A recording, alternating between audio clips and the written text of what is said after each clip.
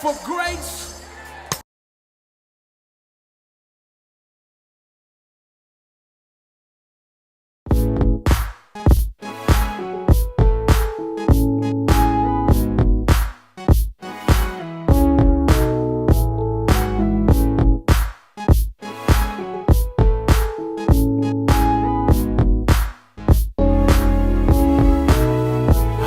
Where you can feel at home, Bible teaching in the spiritual zone.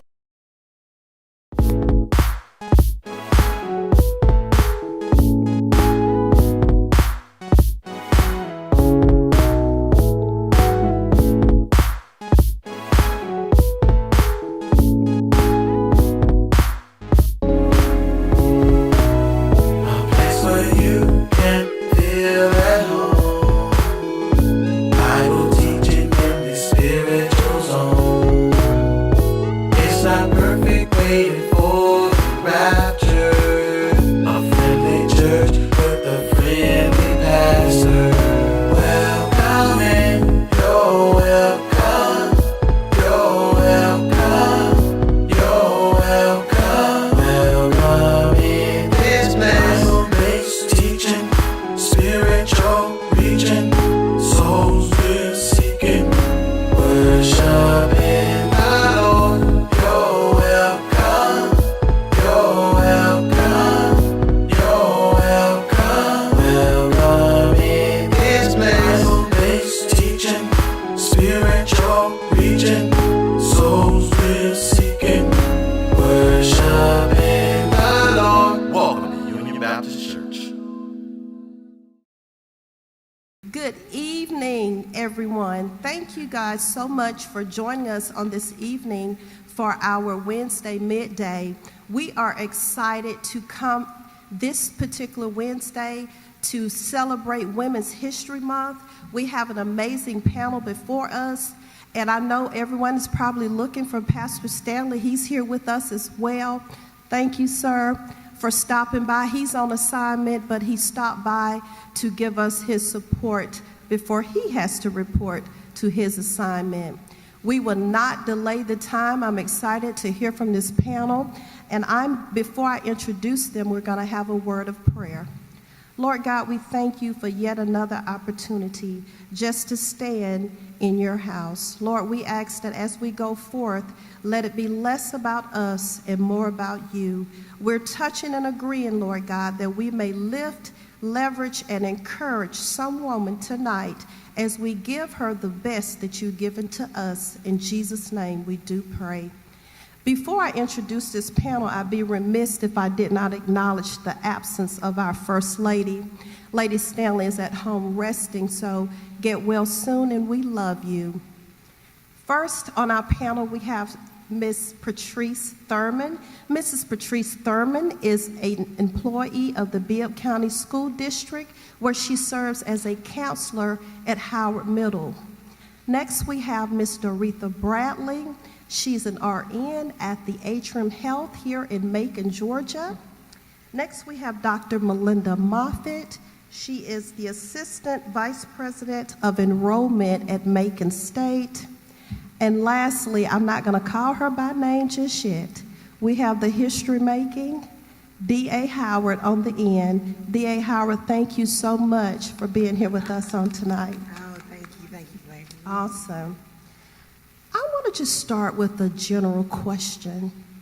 What does being a woman means to each of you? And we'll start with you, Miss Thurman. Being a woman means that I'm fierce, strong, gentle, soft. I wear multiple hats, such as being an aunt, mother, wife, and also serving my community and being an advocate for the students I serve. Awesome. Miss Bradley? It says when I Googled woman, it meant being born a female, but it goes further than that. For me, I'm a wife of 37 years. I'm a mother, I'm a grandmother, I'm an aunt. I'm also a role model. I have to hold myself to a higher standard for my girls. And most of all, I'm a Christian. Thank you. Dr. Moffitt? Well, of course, I agree with these two ladies. I'll add to what they've said by saying that I think for me, being a woman means that we fill a special niche in society. I mean, we have a special way of doing things that just not only fills a void, but we're a huge asset to everything that we touch. I feel a certain amount of strength when I say I'm a woman. And so I just think that in addition to the adjectives, we walk with a certain power that kind of touches and makes everything better, in all honesty. Awesome. Dear Howard? Oh, yes, of course I agree with all of the wonderful panelists. When I think of being a woman, it's being assertive, being direct, but also being compassionate. And for me, before I was a district attorney or even an attorney, I was a daughter, a sister, and blessed since 2015 to be a wife, and that's my favorite role as a woman. Awesome. Awesome. I love it. Mrs. Thurman, can you speak to us a little bit about why emotional health is important to women? Yes, emotional health is important because when we have our emotions in check and we have a balance, we're able to survive this thing called life. Mm-hmm. We're able to manage the stress. Okay. Thank you. Thank you. Ms. Bradley, can you talk to us a little bit? As women, we know we have to get certain annuals, certain tests done every year. Can you speak to us and educate us a little bit on what those tests are and how often we should be having them? It's very important as females that we have annual exams. Starting at age 21, it's very important that females have PAP exams. And the PAPs include HPV testing, and that's the human papillomavirus testing. That starts at 21, and it's very important to have that done. Once you have it done, it can be done every 3 to 5 years, depending on the result of that test. Starting at age 40, you want to start your baseline mammograms. And you can also get the mammograms before that if you have a family history of cancer, or if a female is doing her monthly breast exams, which are very important. No one knows their body like you. It's very important that each month you do a breast exam. And if you find something that you feel that wasn't there, that does not feel right, report it to your healthcare provider. Even if you're not 40, you may need to go ahead and get a mammogram before 40. Then at age 50, you need to start your colonoscopies. And if you have a history of colon cancer in your family, you may need to start that prior to age 50. Okay, thank you for that. Dr. Moffitt, can you speak to us about what are some things we should consider when choosing a career? Oh, yeah, that's one of my favorite questions. So you shared in the introduction that I work at a university, and so I'll share with the audience that that's a question that many people ask, and it doesn't matter what their age is. When you're considering a career or a career change, to make it concise, my recommendation is that you ask yourself 3 questions. 1, what do I love? 2, what am I good at? And 3, what does the world need more of? Right? So when you say, what do I love? We underestimate that answer, really. We know, all of us know someone who hates what they do. We know someone who's unhappy in their career. And so that question is important as you frame, what is it that gives me joy? When you ask yourself, what does the world need more of? That's a question of, can I get paid doing this? Will I be able to sustain myself? And that's a real question when we look at the economy, where we are today. those three questions, I think, will lead you down a path that will cause you to explore a little more. But what do I love? What does the world need more of? What am I good at? Let me speak on that one. If you want to be a pharmacist, but you can barely add, then you're probably not good at that, right? Now, that was kind of my testimony in my undergrad years. I'm going to be a medical doctor. And then biology said, no, you're not, right? Mm-hmm. So you want to think about those three questions and be honest with yourself, be truthful. It was at the point when I stayed in tutoring all the time that I said, maybe this isn't right for me. And so answer those questions honestly, and then you're able to make the answer of, about your career. Awesome, thank you. We're in the middle of Women's History Month.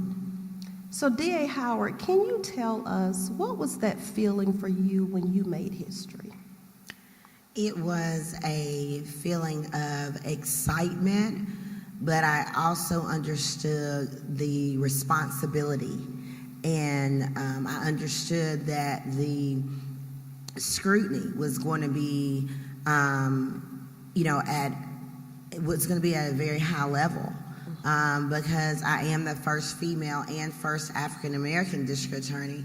And so I understood that, but I've understood that my entire life, and I've understood that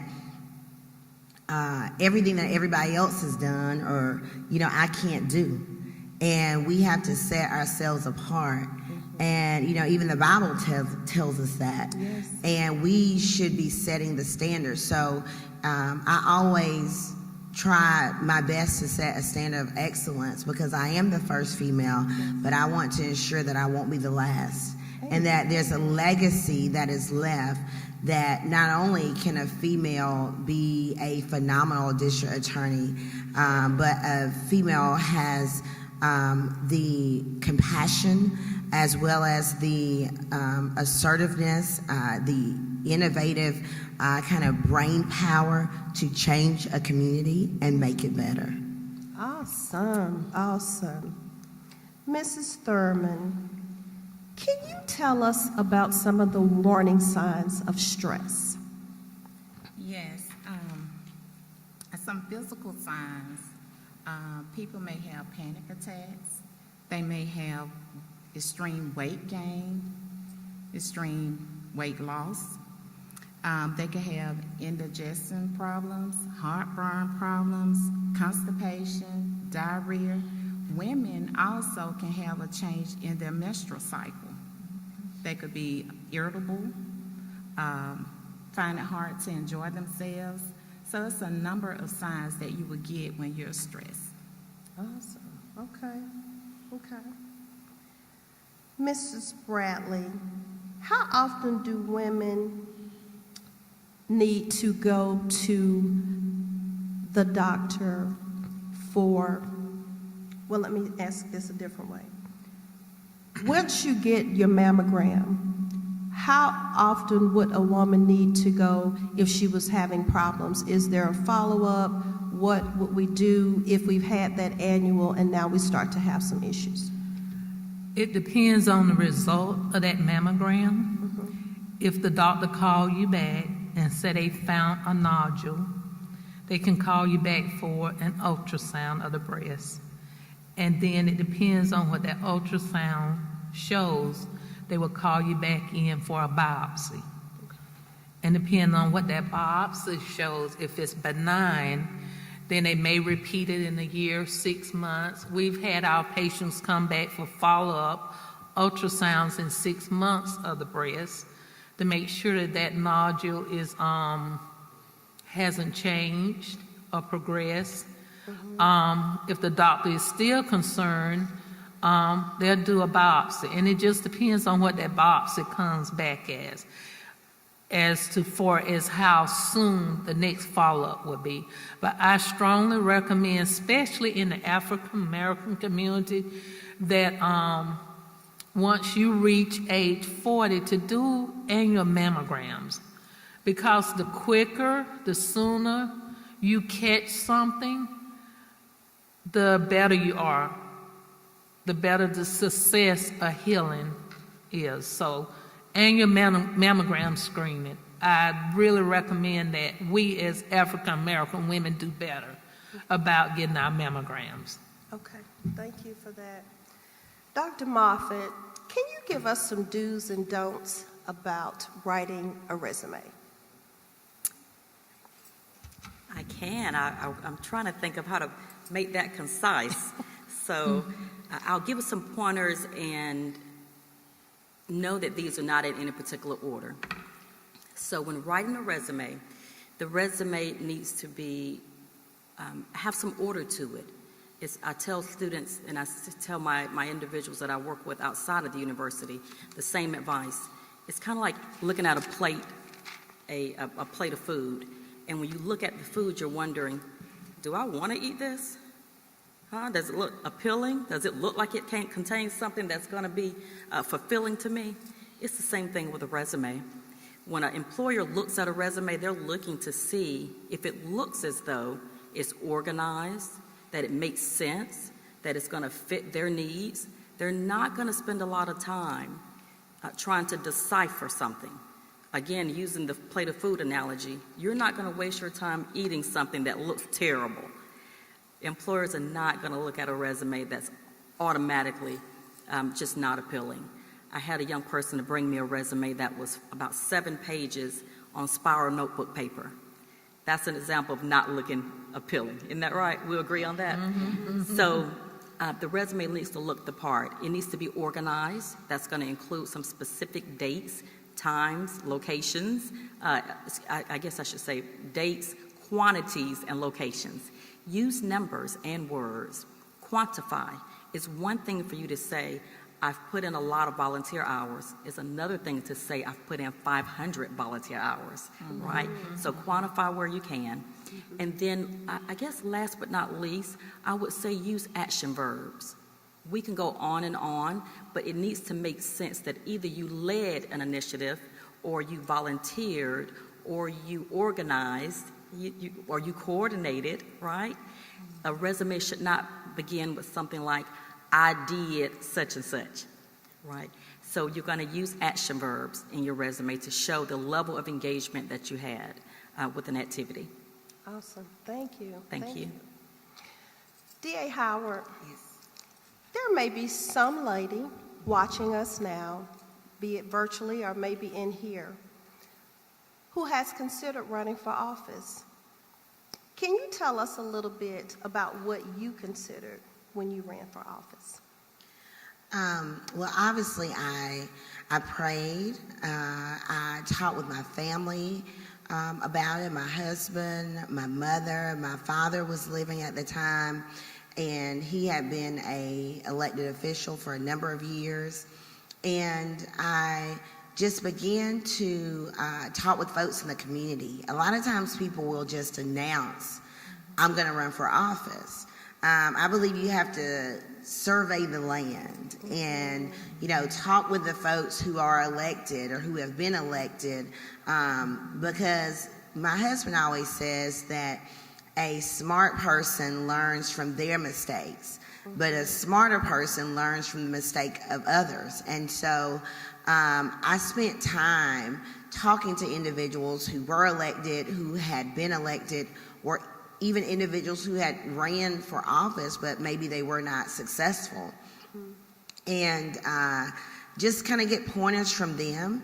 And once I did that, then the plan was to announce. And the one key piece of advice that I tell all of my friends or anyone that asks me, when you announce, that is one of the times in the campaign where you're going to have the most excitement. And it takes money to campaign. Not to necessarily win, because a lot of times the person that raises the most money does not necessarily win, as was the case in my race. But you do need money in order to get your message out. And so when you make your announcement and people are excited, make sure you have done the necessary paperwork that you need to do, so that you can actually begin to receive donations, and then make sure you have gone to a bank to set up a campaign account, and you'll have a link so that people can donate to your campaign. And so for me, that was key. And I've seen so many folks, wonderful candidates who announce, and they announce kind of on Facebook, and people say, where do I donate? Oh, it's coming later. Well, see, you've lost that excitement. So what I learned in campaign is you don't miss an opportunity to engage in donations. Financial contributions are ways that voters will support and engage in your campaign, and you don't want to miss out on those opportunities. Awesome, thank you. I have a question for the entire panel, and we'll start with Mrs. Thurman. Can you tell us about a risk you've taken and it ended up with a positive result or outcome? Yes. I'm the first to attend college in my family on both sides. It was a risk for me stepping on the grounds of a college, and it was positive for me because I ended up achieving my goals. Awesome, thank you. Mrs. Bradley? My risk is pretty much the same as Mrs. Thurman. I went back to college. I initially went to college early, and we had a conversation earlier about going to college when you wasn't ready. During that time, I did not apply myself. So after I got married and had kids, I wanted more for my family. And I was truly blessed to have the husband to support me. I worked during the day, went to college at night, went back to nursing school. He had to do hair. Bless my girls at the time, because you could tell when he did their hair, because they both had a lot of hair. He had to do band practice, homework. He had to do it all, but he stepped up while I went back to college to get my nursing degree. And he had to make sacrifices. My girls had to make sacrifices, but I did it, and at times I felt like I was putting them on the back burner. But I knew it was for us to have a better future. Awesome. So that was my risk, and it paid off. All right, that's it right there. Dr. Moffett? I guess the risk that I will highlight is changing employers, meaning going up for a raise. I was very comfortable at a position I was working in for many years, and when I thought about changing employers so that I could have a higher earning potential, it was scary. It was a thought of, will I do well in this new place? Will I make the money I think I'm going to make? Will I enjoy the work-life balance? And so it was a risk to take. And additionally, I mentioned that I think as African-American females, many times we find ourselves in positions where we're not making what we think we should be making. The statistic shows that we're paid less than our counterparts, but we work, I dare say we work equally or more than our counterparts. And so it's a risky conversation when you're talking about changing jobs and you're betting on, I'm going to do better in this new location. Like my co-panelists here, I had a supportive family, and that includes my husband and my children. They understood what I was trying to do. And when I changed positions, I became determined that I would not doubt myself. Publicly, I guess I can say. Because at home, you think about things and you're wondering like, okay, am I making the right move here? But when I would walk into that job and negotiate with them, and I do so every 2 years, FYI, I don't let a third year go by before I ask for an increase. And that may be risky to some because, hey, that could go left, right? That could go left real quick. But for me, I made the decision that I would be very aggressive about seeking salary increases, and I have been, and thanks to God, it has worked out very well for me. And so that's the risk, I would say. It's just trying to do better, trying to do more, and hoping that it doesn't go left on me. Awesome. Thank you. Thank you. D.A. Howard? No, everybody. Well, of course, running for district attorney. I never ran for office before, and I got no's from individuals that you would thought this is going to be a yes. But I did not get bitter. I got better. I didn't focus on the no's.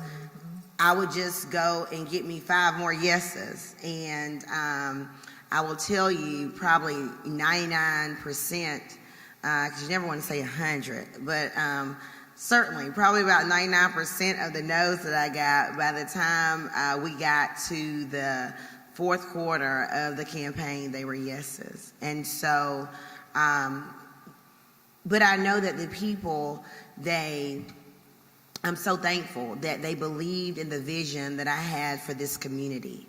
And that's why I tell people when they're running for office, it can't be about you. It's got to be bigger than you. And you have to be connected to the community in order to know what affects the community. And so it was a risk, and I'm just so thankful that this community embraced me and believed me. And there's nothing that gives me, more honor than when I'm out, and it happened today, when I'm in the community and someone says, I voted for you. And the reason why is because we all have been there. We've had voters' remorse, right?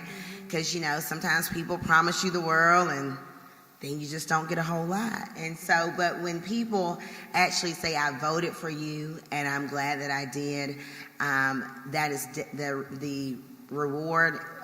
It was definitely worth the risk. Good deal. Thank y'all. I like that. Thank you. Mrs. Thurman, can you talk to us a little bit about why it's important for women to have a safe circle and a safe space? Okay.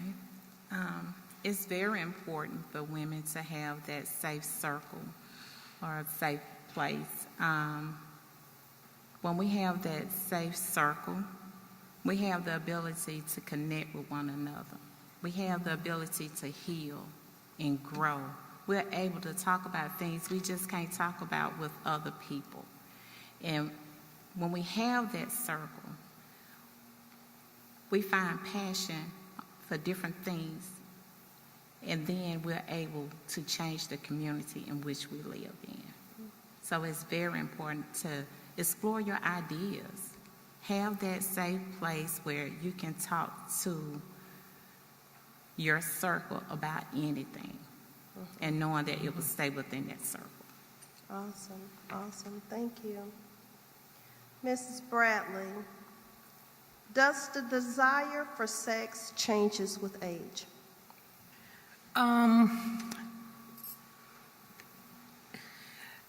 Medically speaking, it can. For females, as you age, there's just changes in your body as you age that can decrease your changes, but you got to have that connection with your significant other, your husband, and it's called a decreased libido, and you can go to your medical provider, and there are things that you can get for that. You have to speak to your medical provider. As we, as female, as we age, our body changes. And then there's other things that come into role with that. Depression is one of them. As we get older and we gain weight, it's a multitude of things that can come into play. So if women are experiencing that and they have a good connection with their provider, their health care provider, speak to them on that. Okay. Very good. Thank you. Dr. Moffitt, can you tell us a little bit about your thoughts on job hopping? I paused so I could buffer that.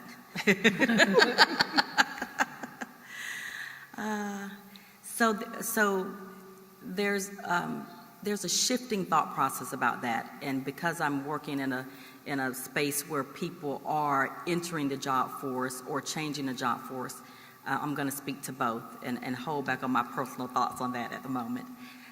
So what I know to be true about that is that historically, especially in the African American community, we were taught to get a job and keep that job. And there was security in knowing that you were going to be at that job until you retired, right? What the younger generation has figured out is that your earning potential can be halted or at least greatly impeded by staying at the same job until you retire. Your biggest negotiating tool is when you take on a job or take on a new position.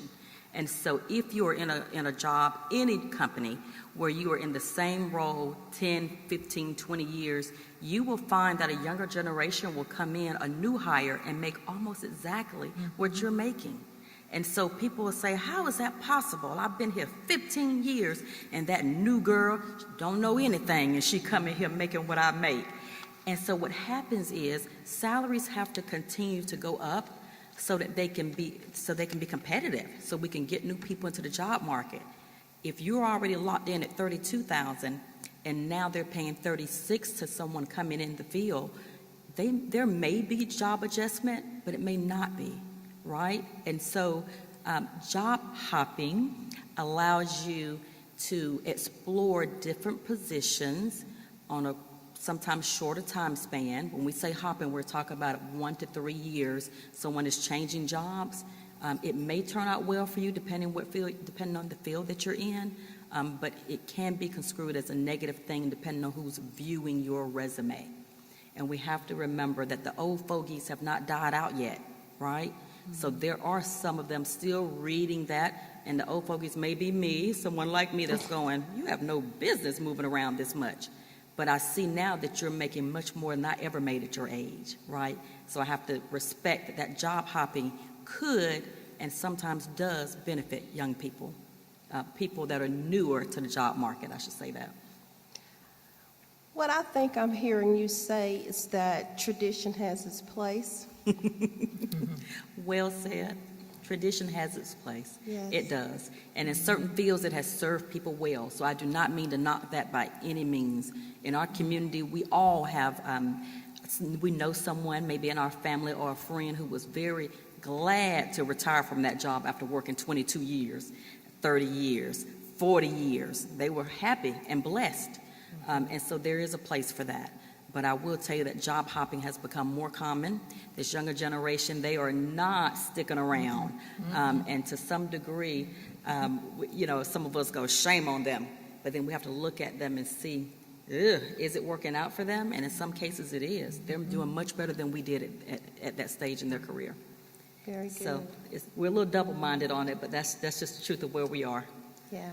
And I like how you broke that down, because I think sometimes with younger people, they are trying to live by the expectations of parents and grandparents, and they are on jobs and they're not happy, and they're not moving. So I'm happy to hear that. And yes, we honor tradition, but we also honor this thing called progressive movement. Well so said. Thank you for that.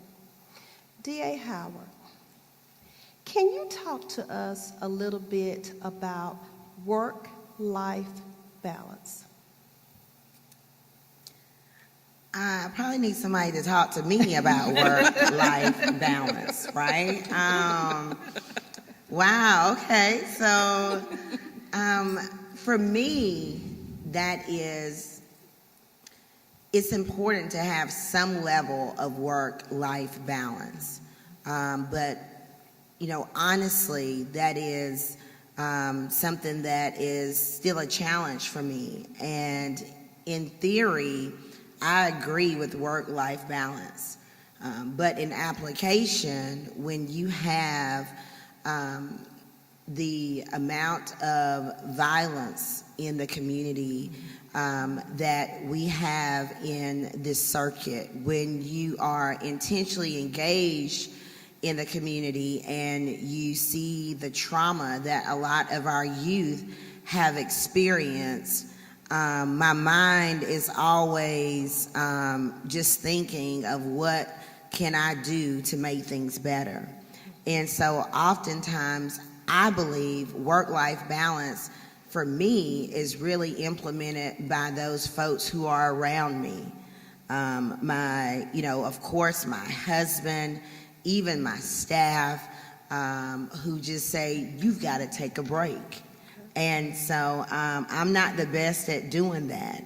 I kind of get that from my late father. But it's important that to recognize if you're not going to be one to initiate that balance, to have people around you that will be aggressive about you making sure you get some level of balance. But for me, some people need weekends, some people need weeks.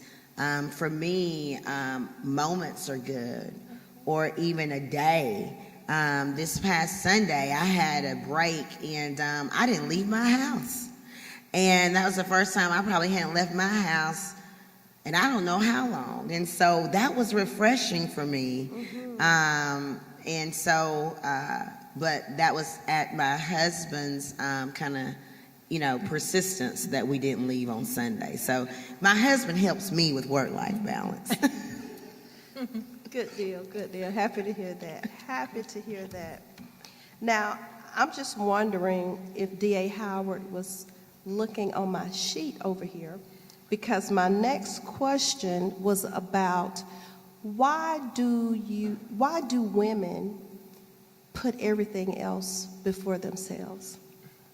And I want every panelist to answer that question. And if you're guilty, it's okay.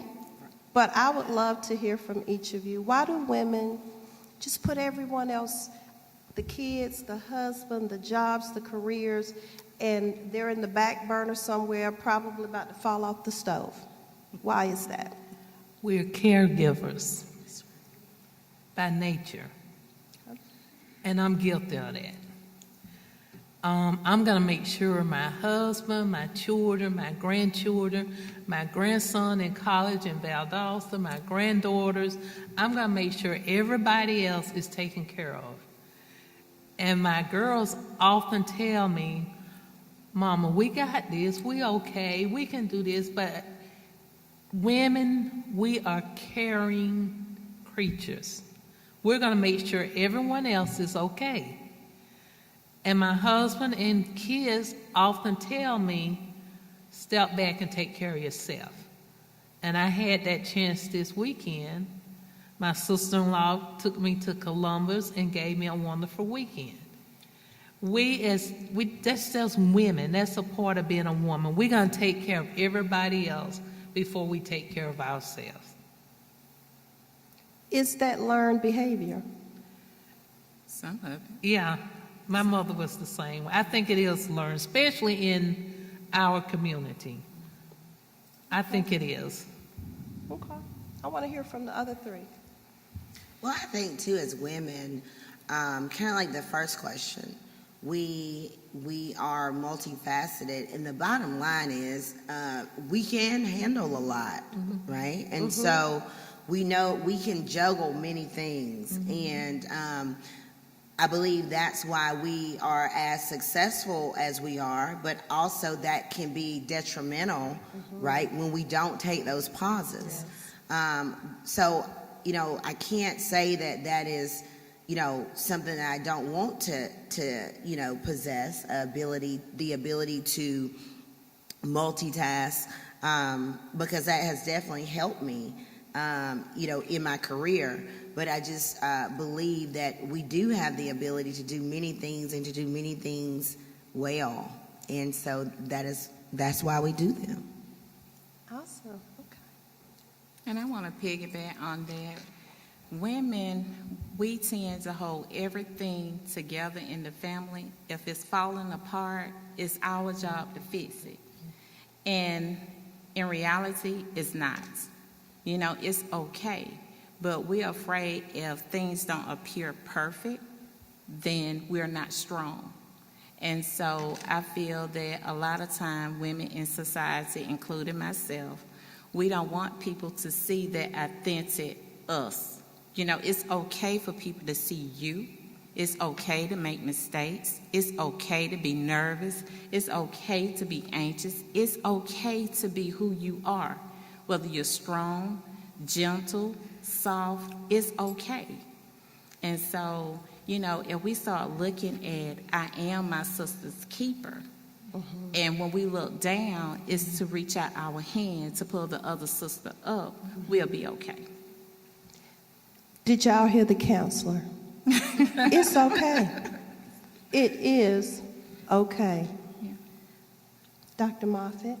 I want to jump in and say that I think some part of what I was thinking initially I've heard already. So if I could, I'd expand the conversation just a little bit broader and say that and share that about a year ago I read an article in a psychiatric journal, and it was in a children's psychiatric journal, and it was talking about research they had done on how we as women have gotten to the point of being the one who works till exhaustion, that faints on the job, that has panic attacks and all of this.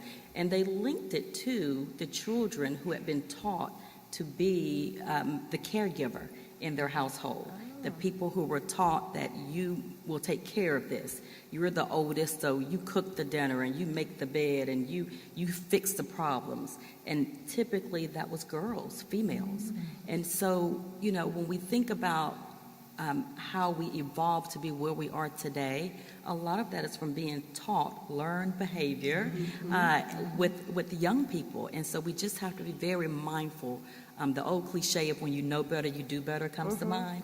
And we know the type of problems that this causes in adults, what we see today, women who think that we have to wear 200 hats, but it starts at a very young age. Take care of your brother, take care of your father, you know, this kind of thing. And so we just have to be very mindful of that. So This is getting good. It's getting to my part, my favorite part. You know, I love to go in. So I want to ask a few end questions. And I want to ask this to the entire panel. Why do women wear masks? Not the N95s. But why do women wear masks? I'm going to start with D.A. Howard. Well, I do believe that, you know, as a society, and especially women, we hold ourselves sometimes to these unrealistic kind of standards. And honestly, as women, we can be tougher on ourselves and other women than even men. And, you know, I see it especially in the political arena. The men, you know, some of them, it seems, they don't care about their appearance. They don't, you know, what they say is not necessarily well thought out. And as women, we're always concerned with presenting our best self. And sometimes we can put too much pressure on ourselves. But sometimes, too, you talk about safe, you know, spaces. You know, I had someone once tell me, you know, you got to remember that everybody in your circle isn't in your corner. And so you can be, I think there's hurt amongst women because, you know, we may say we support women, but then if we see a woman who, you know, as we all do, has imperfections that may come to light, you know, are we uplifting to that woman? When we are being, you know, transparent, are we in a place where that doesn't leave, you know, that particular safe space? And, you know, here recently, I've had that conversation with women in Middle Georgia who are elected. And so they have asked me, and I have been tasked with putting a dinner together for women who are elected in Middle Georgia so that we can have that safe space, and it's very much needed. And so I just believe that we have to embrace one another and encourage each other. And I think the more that we see that happening, the more that we see women doing things, running for office, who may not be perfect. You know, I remember when Stacey Abrams first ran, and I remember when she was talking about, she's being criticized for some of her debt. I remember, and she was like, I had my parents to take care of. We all related to that, right? And so that made us think, well, you know, everybody's embracing Stacy. Maybe I don't have to be this perfect individual. So I think just having courage to step out will help all women to take those masks off. Thank you. Thank you. Dr. Moffitt. I won't buffer it then. So the thought that came to mind immediately is, I wear a mask because you can't handle my truth. And so that's the feeling that I often have, which is that we have to wear a mask in some cases because the world is not ready for raw emotions. There is a such thing as resting face. Can y'all fill in the blank? Resting face. And that comes from people not being happy, not smiling, not looking joyful. Not all of a sudden you look mean, you look angry. And so we have to be careful not to look that way. We have to wear a mask in certain situations because people will see you and they won't know what to do with that kind of energy. Like, oh, you're not happy, you're not jolly, what's wrong? Nothing's wrong, I'm just chilling out. And our power as I hate to bring up race again, but it just is what it is. As Black women, people are afraid of us sometimes, especially in the workplace, if we are not skinning and grinning, as my mother used to say. You're not being giddy, you're not laughing and talking. People are afraid of you. Oh, she's not friendly, she has an attitude. But really, if I don't wear the mask, you don't know how to receive it. And so sometimes in public, I do have to wear the mask because people just are not ready for the energy. I'm just stuck on you're not ready. I wouldn't mask because you're not ready. That was powerful, Dr. Moffitt. True. It is. Very Sometimes powerful. we're just not ready. Awesome. Mrs. Bradley? I think it's judgment. If you take the mask off and you show that you're vulnerable or you're hurting and you share that with someone, then they tell someone, then you're going to shut down. So you wear that mask, you put up a front that everything's okay. That's why it's so very important to have that circle of girlfriends. And I'm blessed that you can call no matter what time of day or night and say, hey, this is going on with me. And you know it's not going to go anywhere. You're not going to be judged. And when you open up sometime to people, you'll be surprised who else is going through that. And can give you some insight on what you may need to do, what you may not need to do. But a lot of times we wear a mask to keep from being judged. Wow, that's good. Mrs. Thurman? Well, a lot of women wear masks because it's learned behavior. When I was raised, you didn't tell what went on in the house. You kept it. And so you wear that mask and you pretend that everything is okay when it's not. Your job was to strive for perfection. And when you fall short, then you're not strong enough. And so that's why men and women wear masks, and they're scared to let somebody see the real them, because as Dr. Moffitt was saying, they may not be able to handle the real you. So that's why some people wear masks. Some people say, how are you doing? But can they really handle if you told them how you really were doing? Because they used to everybody saying, fine, how are you? But it may not be the case. I love it. Mrs. Collins, from now on, they not ready. I'm taking that one. I wrote that down. Now, before we get to the questions, I want to ask 2 relational questions. Intentionally, I picked these ladies. They're all married. So I have 2 questions.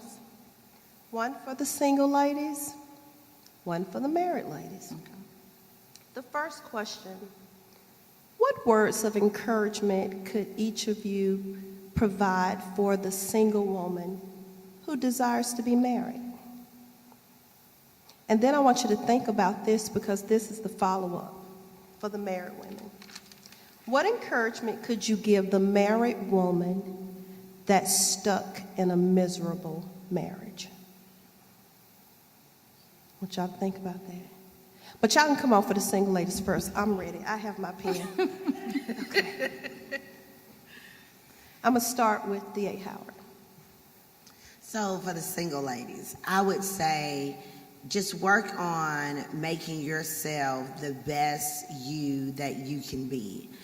Make sure wherever you are presenting the best version of yourself. I find so many times, I have friends, they're so busy trying to, be in a relationship, or find a relationship to get in, that they're not working on themselves. Mm-hmm. And sometimes they have not reached the level that they need to be at. And so, I believe that's about, being evenly yoked as well, mm-hmm. right? Like, mm-hmm. Is this someone that I can grow with?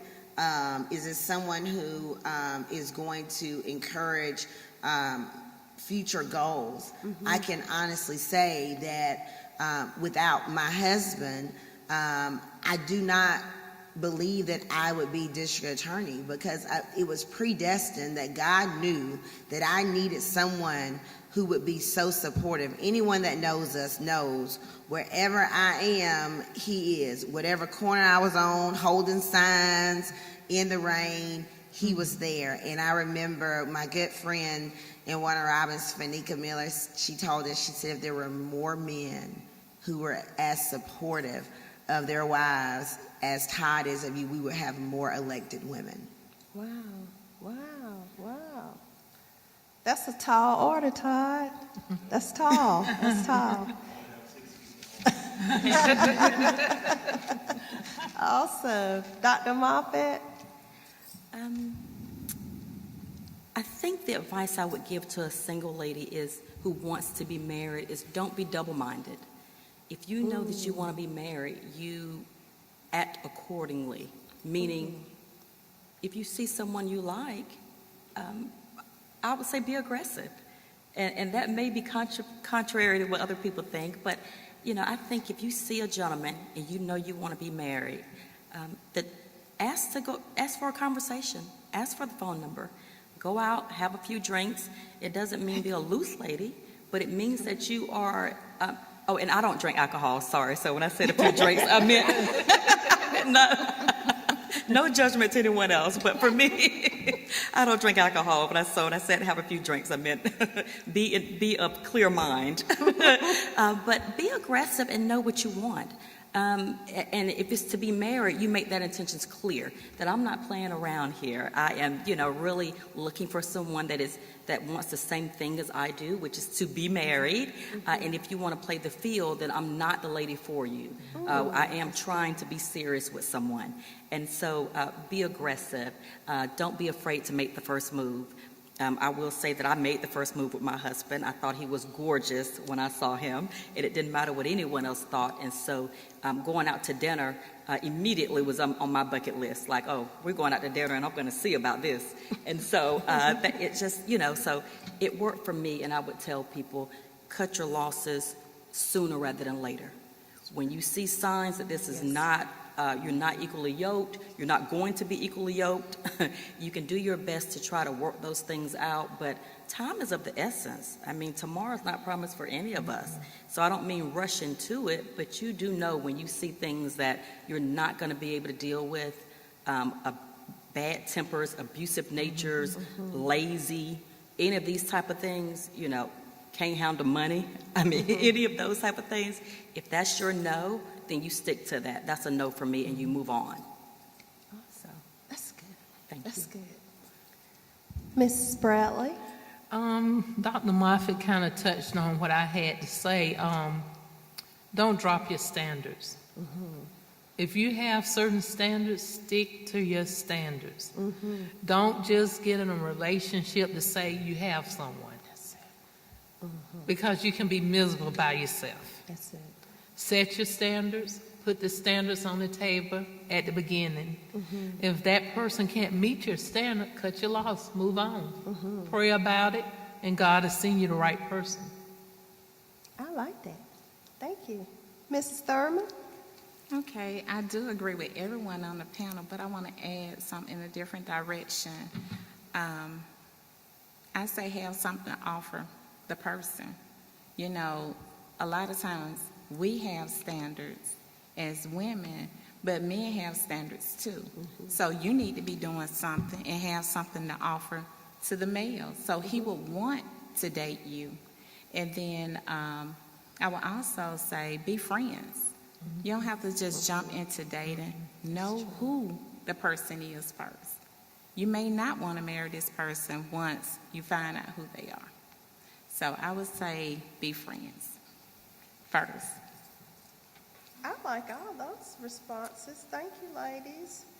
And this question came to me because going back to learned behavior, the responsibility, the roles of women, traditionally it has been taught, it has been projected that once you marry, you stay in your marriage.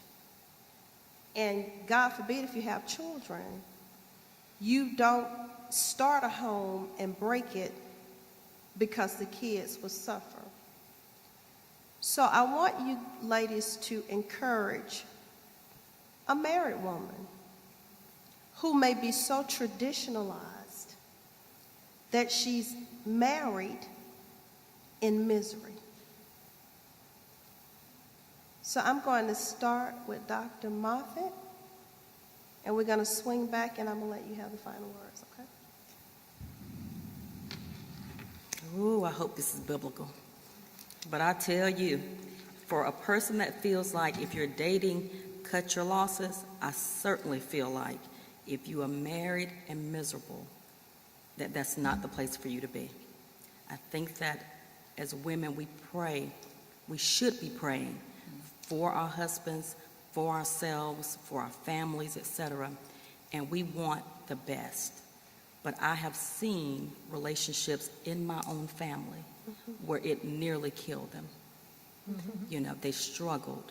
And they struggled in multiple areas to include their health, their mental health, their physical health. And I would tell you that as I think on those people, they have not rebounded. And I don't want to, go too far deep because I never want to disclose personal information, but those persons in my family did not rebound. And I can see that type of wear and tear on others, especially married couples that are coming to church together, but they're not speaking. They're going to events together, but they don't sit together. They're at events together, but they're fighting. My husband and I, we've seen more than one person in a relationship get slapped before at a public event. We're kind of like, woo, they're not happy, And so how many years do you carry that? I think that's a question that only that person can answer. Absolutely. But my advice is to be mindful of what it does to you as a person for you to stay in a relationship like that. I feel very blessed to be in a good relationship, and I know it's by the grace of God. I tell my girlfriends I would never be so bold to say he would never, because I know that it is God's blessing that people are faithful to one another. So I remain prayerful that I would never have to be in that position. But for those who are, I would say think about when enough is enough, because we have this one life to live. And so you want to enjoy that as best you can. And everyone doesn't want to enjoy. Some people are okay being miserable, and they'll make you miserable. So my advice is to cut your losses in dating and in marriage if it just can't get better. But for all things, pray about it. Amen. Thank you. Mrs. Bradley? Pray about it. I hate to see families where the children are involved and the mother is miserable. Those kids know. Down the line, it has an impact on kids. And if boys grow up seeing their father abusing their mother, more than likely they're going to grow up and do the same thing. For me, I feel like the mother is doing a disservice to her children. But that is something she has to make that choice herself. I wouldn't stay in a relationship like that. I grew up in a single parent home, but I was blessed to have a good husband to raise our 2 daughters. And I've always taught them and told them, you don't stay in a home in an abusive relationship just because of the kids. I always feel like God will make a way for you. Some women stay there because the men have put in their head that they can't make it without them. Yes, you can. You can make it. I feel like if you prayed about it and that woman has gave it everything she can give, it comes a time that you got to look out for those kids and you got to look out for your well-being. Because it start affecting your mental health. I've seen it in my field. It start affecting their physical health. And what I do, if we see this, we're mandated. We have to report it. A lot of times the women try to deny it, but I've been doing this long enough. We know what's going on. They're denied, but we have to get social work involved, the social workers. We have to report it. But I would say don't stay in that. That's my personal opinion. Thank you. Before I go to Mrs. Thurman, if anyone in here has any questions, I want you to start heading towards the microphone because you'll be up next, okay? Mrs. Thurman. I would say get out of the relationship, get out the marriage. It's not worth it. Save yourself. And then for some people that stay in it, for the kids, you're not doing the kids any justice. They see what's going on. And you don't want them to learn that behavior, that negative behavior. You want them to know how to love. And for the woman that's staying in it, she has to learn to love herself. And I thank God that I married my best friend. That's why I say be friends first, and the rest will come. Awesome. D.A. Howard? For me, I would say I do not have a relationship that doesn't have deal breakers. And it's never too late to establish what those deal breakers are. And even in a marriage, there are deal breakers. There are certain things that are simply not tolerable. And I think that we have to decide as women what those things are. Whether that be, physical abuse or, even emotional abuse. And of course, I've seen some really egregious situations. And not only in my career, but similar to Dr. Moffitt, in my family. My late grandmother was a victim of domestic violence, over and over for years, and left and went back and left and went back. And so we have to establish what those deal breakers are. And I would encourage any woman who's in a relationship who's miserable, is the conduct or whatever's going on, should that be a deal breaker? And even if you didn't establish it, you've been married 10 years and you didn't establish it, today's a new day. It's not too late. This is what I will accept and this is what I won't accept.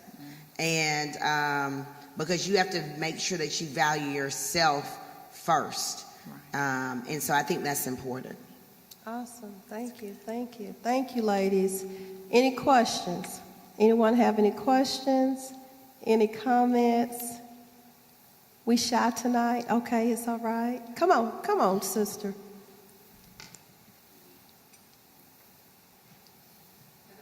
Hello.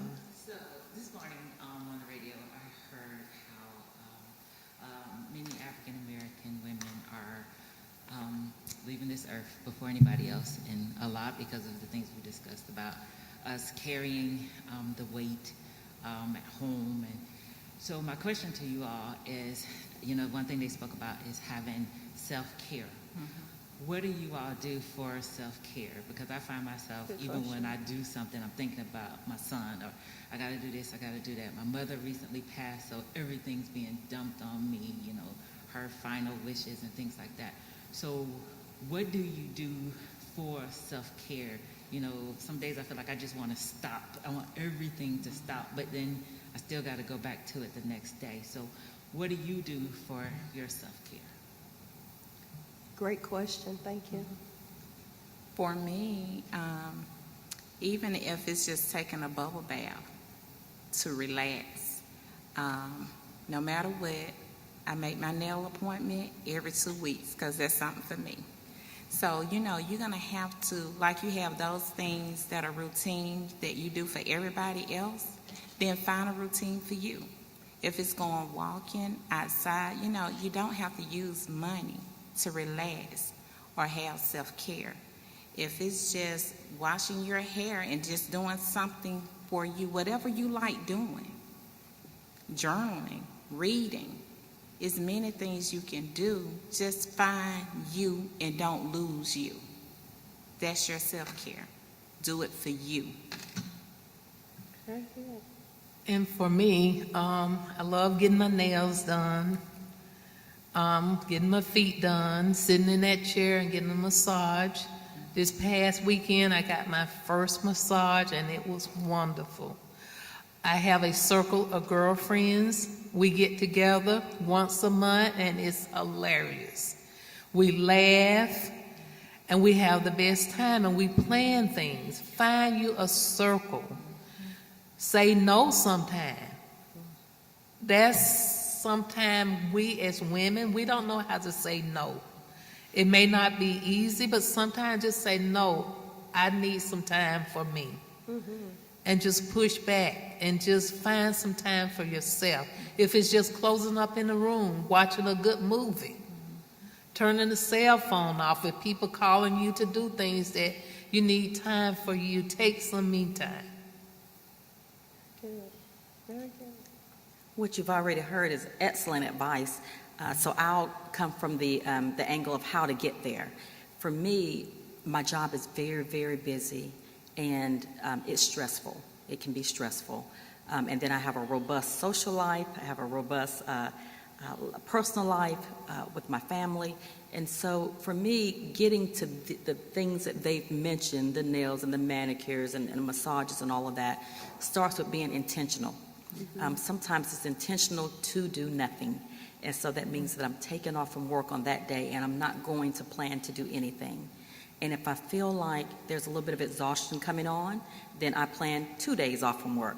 If I feel like I need a little more than that, then I'm going to plan to take some sick leave and annual leave. You see what I mean? Because sick leave is mental health. Isn't that right? Right. And so, or I'm going to go to the doctor and I'm just not going to go back after that. You see? And so I've planned in time for the self-care so that I can get to all the things that they've discussed. And then I will say this too.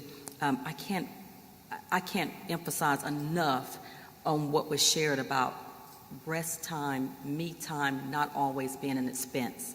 I think that we do want to get to a place of enjoying just being.